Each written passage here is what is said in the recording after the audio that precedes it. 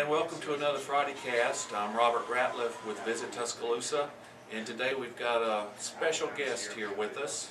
A lot of you may recognize her from her TV notoriety. She was recently in Season 3 of TV Land's She's Got the Look, but we've known Julie for years. Julie Love-Templeton is a local attorney here and has served on the board of this organization and works with us on various committees. And Julie, we've just been dying to know, when we saw the season and how it played out and how it worked, what was it like being a girl from Alabama, going out to California with all of these other wonderful girls, women, they're women, not girls, and having to do some of the things that y'all had to do?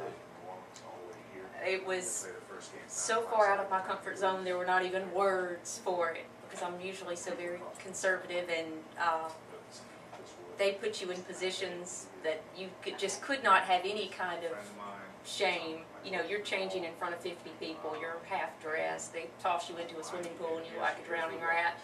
So it was a lot more than I anticipated. Now, if anybody saw the episode, you, like me, have a fear of heights. Oh, yes. So you don't like to be on the 30th floor of a building. No. My husband took me to the Stratosphere in Vegas for dinner, and it sits on a pedestal, and it's supposed to rotate ever so slightly, so you can get a great view of the city. I had a great view of the bathroom, because the entire meal, I was sick. He ate, he said the view was terrific, he took some pictures, he knocked on the way out and said, "You ready?" I mean, I cannot stand being up high. So she wouldn't be in the sundial in Atlanta either, so, that's just not her thing. And I'm kind of the same way.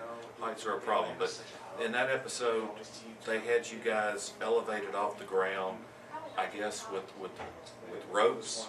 And cables that apparently they use for stunt tricks for movies and things. And I've had people ask, they said it didn't like you were very high up. And I said, well, it's 25 feet, which to some people might not be high, but to me it's 25 feet. And they're slinging you around like a yo-yo on this harness, and you could fall on your head, or, Well, it all looked kind of dumb to me. Why would anybody be hung up on ropes modeling? I mean, I questioned almost everything we did, but they kept reminding me that because I knew nothing about modeling. But apparently, in the air, fashion shows are like the big thing now. But I agree with you. I thought it looked pretty stupid.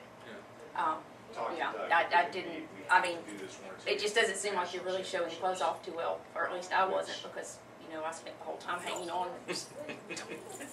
Then you had the scene where you guys were paired up into fours, and you get covered in sand, and just your face is exposed. Yes. So that was kind of getting your facial features. Which, sand in California is completely different than sand in beautiful Alabama. Oh, gosh. We have our beautiful white beaches. Even when you have problems with oil, our beaches are still beautiful. There's, they said, okay, we're going to bury you in sand. And I looked and I said, well, that's dirt. And they said, no, this is sand. We brought this in. And I said, where I come from, that's dirt. Yeah. So I think they really need to do something to clean them up. Yeah, absolutely. It's not like our beautiful beaches here in the Gulf. Cannot compare it. I have a friend from the show that's in LA, and I actually went down to Orange Beach last month, and I got her a jar full of sand and some shells, and I've got a note to send with it that said, "This is what sand is supposed to look like." What do you think that in the long term, that experience you're going to carry with you throughout the rest of your life? Whether or not you're going to pursue any kind of additional modeling, just the experience itself, what did you gain from it?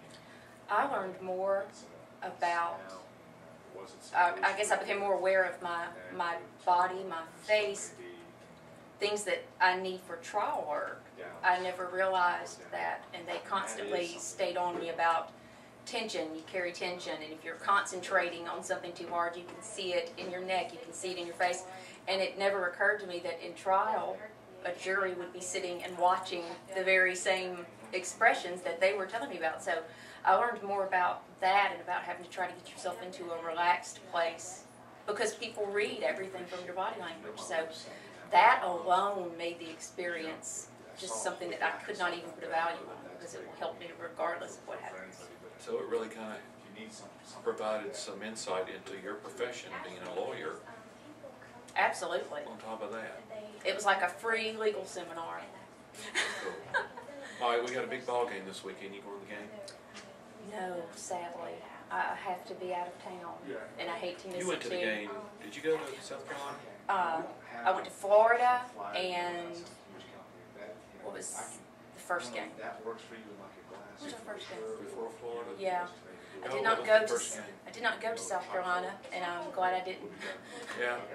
I would have had a heart attack. I mean, that's just, it hurt me watching it. My nerves are just bad. They're so bad. Well, homecoming's this weekend. We have Ole Miss in town, so you know that'll be a good game, and it is homecoming, so there's all the excitement of homecoming.